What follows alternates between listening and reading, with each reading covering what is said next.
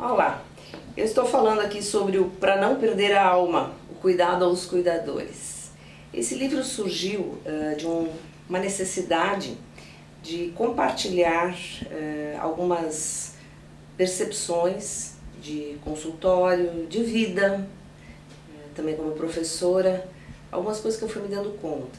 Eu já havia escrito um livro, o Cuidando de Quem Cuida, um olhar de cuidados aos que ministram a Palavra de Deus, e que foi baseado na pesquisa que eu fiz com pastores e pastoras, então mais voltado assim para a área eclesial.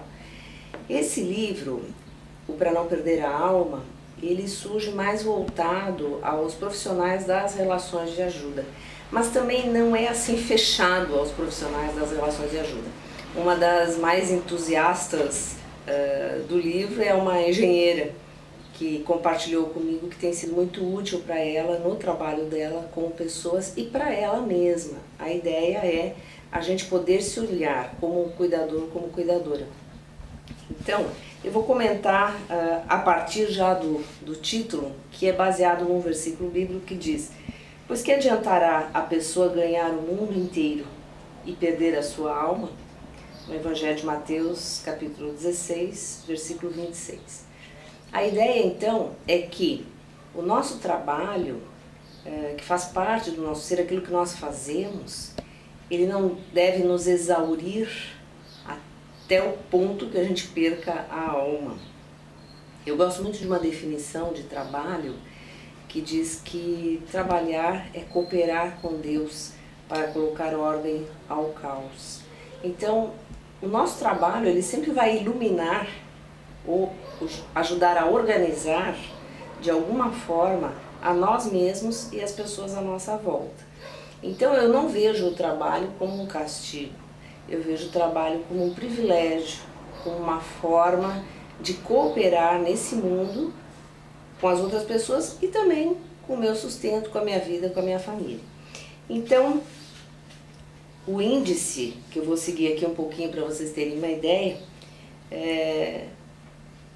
eu dividi o livro assim em 3 partes. O cuidado nas relações de ajuda, olhando para quem cuida, cuidar de si para cuidar de outros. E no final falar um pouquinho sobre a arte de cuidar, que é uma aprendizagem para toda a vida. Então, o cuidado nas relações de ajuda, eu estou trabalhando mais a questão dos profissionais que se dedicam a trabalhar com outras pessoas.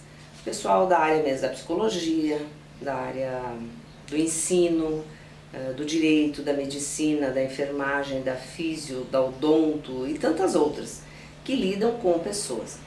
Então, a minha primeira constatação, depois de alguns anos de formada, assim, uma constatação ruim que eu até coloco aqui na introdução, eu explico de onde é que surgiu esse tema do cuidar da minha vida, ele veio justamente a partir de um esgotamento e de eu me dar conta que eu tinha sido preparada para cuidar de outras pessoas, mas não tinha sido preparada para cuidar de mim mesma.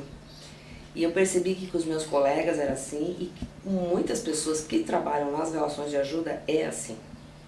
Então eu tenho trabalhado muito no sentido de despertar nas pessoas para o cuidado de si mesmas, não como uma condição narcísica, mas como uma condição de doação para ajudar outras pessoas. Essa é a ideia. Então eu não vou cuidar de mim num sentido egoísta, então eu não vou fazer isso para não me gastar. Não é assim. Nós nos gastamos no nosso trabalho, mas a ideia é fazer isso de uma forma integrada, coerente, a ponto de não destruir a nós mesmos, as nossas relações familiares, né? E aquilo que a gente está fazendo. Então, eu uso um conceito do psiquiatra inglês Donald Winnicott.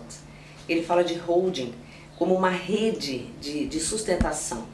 A maior parte dos profissionais, depois que se forma e tal, eles são lançados no mercado de trabalho e alguns, eu tenho falado muito com jovens assim recém-formados, eles entram quase em desespero porque eles não têm muitas vezes com quem tirar uma dúvida, compartilhar uma inquietação. E quando o Winnicott fala no conceito de holding, ele estava pensando numa família, pai e mãe que sustentam um bebê que vem nascendo, né, que está sendo criado ali, existe essa holding de apoio. E eu trago essa ideia para o mundo do nosso trabalho. Então, pessoas com as quais a gente pode compartilhar, trocar experiências, levar angústias, enfim, ter um grupo de pessoas com as quais a gente possa conversar sobre questões também do trabalho. Então, o holding como um paradigma para as relações de ajuda. Eu penso muito que a ternura é a essência do cuidado. Quando nós nos dedicamos a olhar para uma pessoa, de alguma forma nós somos convidadas a adentrar o mundo dessa pessoa, aquilo que é sagrado para ela, aquilo nos é exposto, nos é contado, nos é fornecido, e como o sagrado precisa ser considerado. Então, quando a gente trata de uma pessoa, quando a gente cuida de uma pessoa, a gente está trabalhando no terreno do sagrado. Então, depois, falando sobre quem cuida, né? Aí eu comento um pouco sobre essa formação mais descuidada que nós temos, né?